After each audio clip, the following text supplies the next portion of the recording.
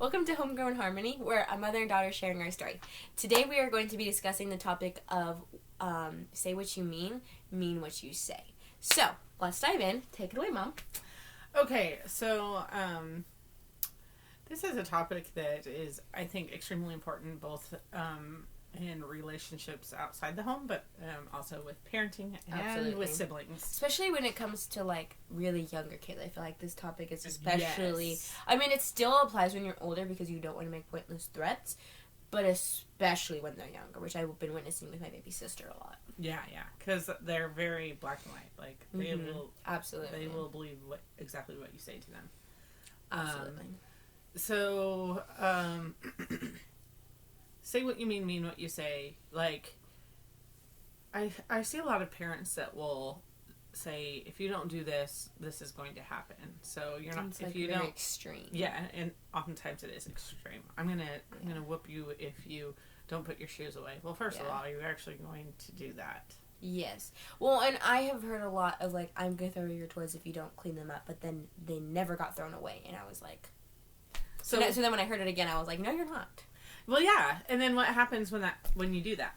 Oh, and then if, like, you do follow through with it, yeah, it's like, you just threw away a child's toy. Well, like, and I don't know. I think the biggest thing is if you're not following through with what you say, your kid is going to figure that out. Yep. So then your threats become moot because like your kid's just like, yeah, whatever. So then you don't have anything to stand on. Exactly. And then they're just never going to believe you when you threaten anything. Yeah. And you're going to lose all control. And then it just becomes empty threats of things that just never change. And we don't want that in our house. So, what do we do instead? So, I think it's really important to be very specific and create a game plan and communicating with it. It works different in every home. I actually did an entire paper on creating a family meeting and the importance of family meetings and discussing a lot of different topics within the home, like chores, consequences, communication, things like that. When I was in foster care, we did family meetings, and we were supposed to do them weekly, and making sure that, there was issues resolved and things like that. One of the things that is important is making sure that you give the opportunity for the kids to make some part in that decision. Not that they should have the control, but be like, hey, we need to work on making sure that we pick up our clothes off the bathroom floor. Mm-hmm. What can we do to make that change? And then you can give suggestions, you can have them give suggestions, and then have them decide how they want to take care of it. Yes. And I will say I've experienced both, like, ends of the spectrum. Like, I've experienced you being, like when I got my phone, I remember we set some very clear boundaries from when I first had it. And I'm at the point now where we don't have all those boundaries that we used to have just because I've gotten comfortable with my phone and I'm okay with it now. But it was very clear of, like, okay, like, what do you think is a good time to kind of shut off your phone? I'm like, do you think you should be up texting your friends this late? Because there were times when I was stay up until, like, 12 talking to my friends. I don't do that anymore. But my friends have changed, too. And so I've experienced that side of, well, what do you think? Because I don't think you should be up past, like, 9:30 texting. But, it's your phone, it's your life. If you're the person that has to be up in the morning at 6 a.m. for seminary, like, you're going to be cranky. But then I've also experienced the polar opposite where I've had people telling me what I'm doing, which especially is hard with teenagers, I feel like. I mean, I think it's still hard with younger kids, but, like, I've experienced with, like, my baby sister is, like, she'll kind of follow through no matter what. Like, I mean, so sometimes she's like, no thanks, or whatever, like, when we were, like, pick up your shoes, and she's like, I'm good, because she does that. But it's definitely, like, especially teenagers, like, we want to be able to feel like we have some independency, is that the right word? Independence, autonomy, and be able to feel like we have somewhat of control, even though we do still have to have rules and boundaries in the house. Being able to have a say is so important, and I've experienced those two different ends in my teenage years, and I've definitely preferred being able to have some sort of say. Well, and you learned from experience that staying up until midnight talking to friends is not... I did. I did. useful.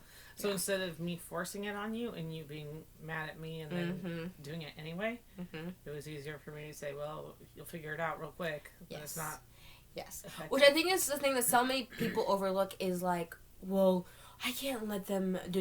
I can't let them do that. And then it's like, okay, but like, then that's when they learn. Allowing them that freedom to make those choices and experience the consequences is how they will learn. If they just have those rules enforced throughout all their teenage years, what happens when they go off to college? Then they're going to be like, oh yes, I can finally stay out as late as I want. And then they're going to be up until 2 a.m. doing who knows what. And they won't have the desire to not be out until 2 a.m. I'm to the point where I'm like, I'm going to go to bed at 10 o'clock when I'm at college. Maybe a little bit later, depending on what's happening, but I don't want to be out until 2 a.m. I do not have that desire. You might change your mind. Not 2 a.m. You'll be surprised. Anyway. Okay, maybe I stay up until 2 a.m. in my dorm room talking with, like, my roommates, and but sometimes, not... And it will be certain situations depending, too. Because there might be times where there's like, hey, we're doing this, let's go do it, and be like, okay, but it will depend on what you have going on the next day, there's a lot of factors. Anyway, so, it also, you have to take into consideration the situation, because, staying up until midnight, like, that's one thing, like, that's a boundary that I was okay with, being like, well, you'll figure it out. It's another thing to just let you free reign and do whatever you want, and because you never let me do that. Kinds of consequences, but, like, I have my phone print on your phone. I'm allowed access at any time. Yes. And I can see what you're doing, and I can get on and look. And which is, I mean, you never do, because I'm not doing anything. Well, I have. No, without me knowing? Usually when you're like, will you get this off my phone? And I'm just like, oh, let me check the messages real quick. Oh, I didn't know what you did. I don't care that you do it either. This is new to me. It's not like you're doing anything inappropriate. I'm not. Because obviously I looked and I haven't been, so it's not. Yeah, I don't get Instagram messages. You're just going to find me planning events and talking about social media stuff that I run. Like, it's nothing exciting. That's the thing, though, is I'm doing what I'm saying I'm going to do, and I'm meaning it. Like, I say I'm going to look, and I do it without you knowing, but I have done it. Yeah. I haven't done it in the last little bit, because I think you're so busy right now that, like, it's not really been a priority to either one of us to worry about.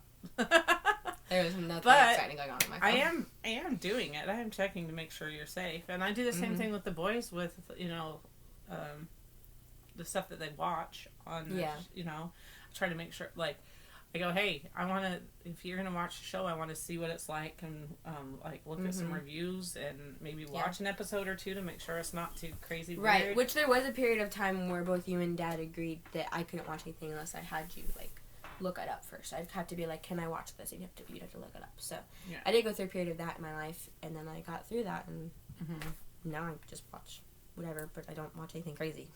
Yeah. So. Well, yeah.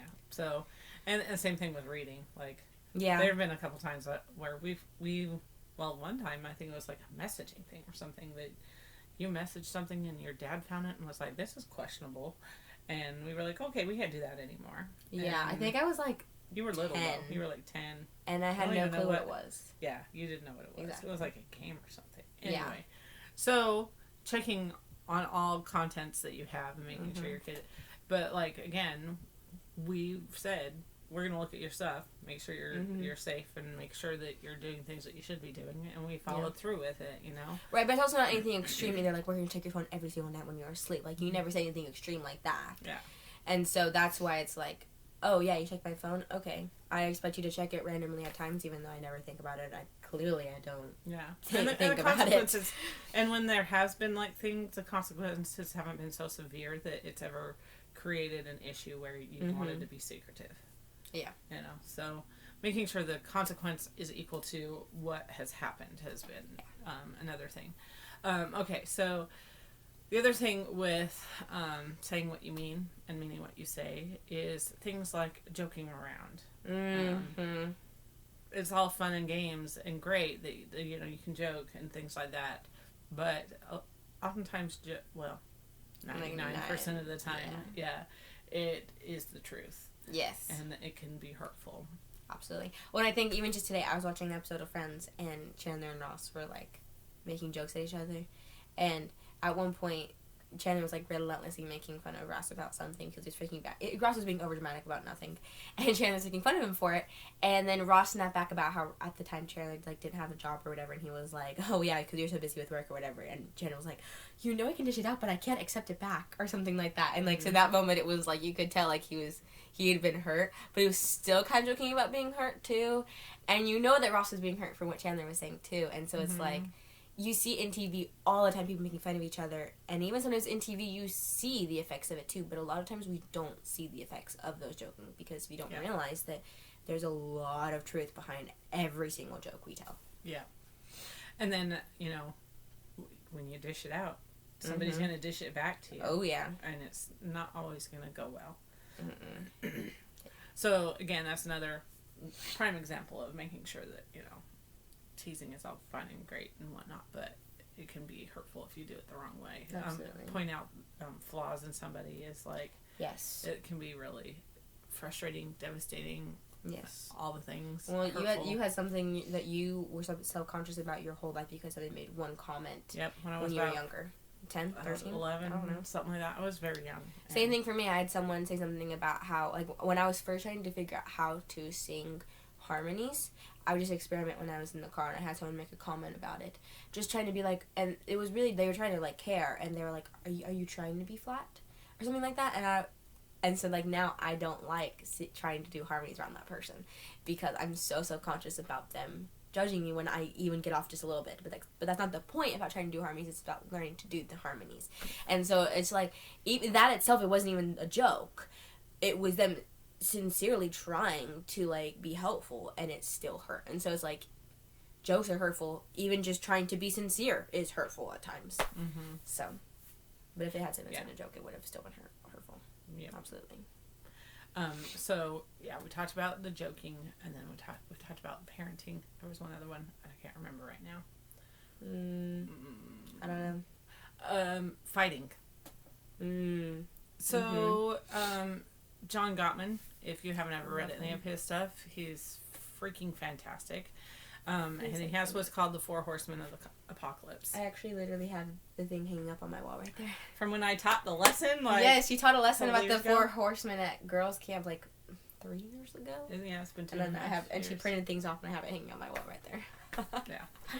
And apparently it went really well, and people liked it. Anyway, his 4 Horsemen of the Apocalypse, he talks about turning towards people and the importance of being really forthcoming and honest in a good way, like, and how you go about it.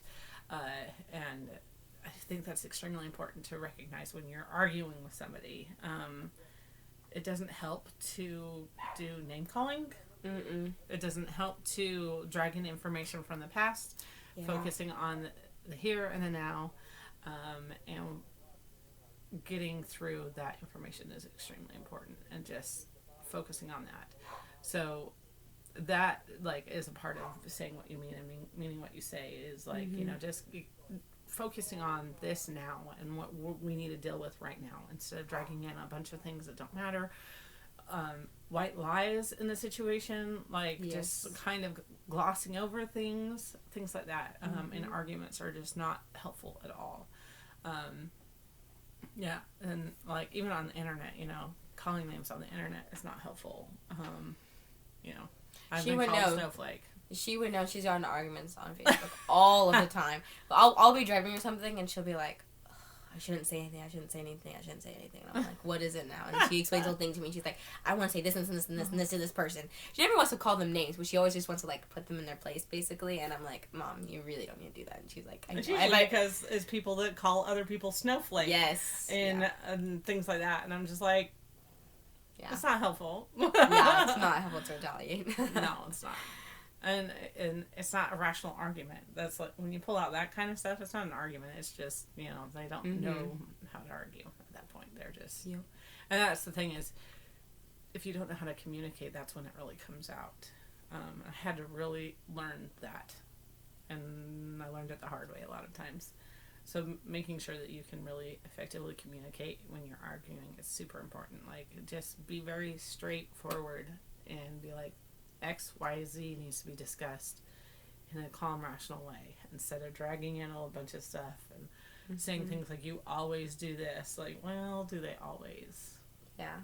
There's always some, there's a gray area where it's not always. But anyway, so that's kind of the areas that I want to discuss about. Say what you mean what you say, because it affects all areas of your life, with family, with friends, with coworkers, and making sure that you're consistently being, like, level about your communication. Yeah, so as you go forth into your week, just consider how you can really mean what you're saying. Like, when the words come out of your mouth, is it something that you can follow through with? Whether it's a promise to a child, because that's another thing I think we could probably talk about too. Is promises, for sure. Yes, like, don't promise and say you can if you're not going to do it, and don't even say like maybe. Like, I can't stand like maybes or will sees, because then it's like, oh, I cannot stand maybes or will sees. Yeah. I'd rather just have you. I'd rather you just say no. Like, nope, it's not going to happen. And then if it does happen, great, yay. But it's easier to just be like, it's not going to happen today. Sorry. Yeah. So I usually, like, with EJ, I try to say, like, if she wants me to do something, I'm like, we can't do that right now, but we can do that later. Or like maybe we can do it later if I'm able to have the time. But I really try to be honest with her and be like, I don't know if I'm going to be able to do that later.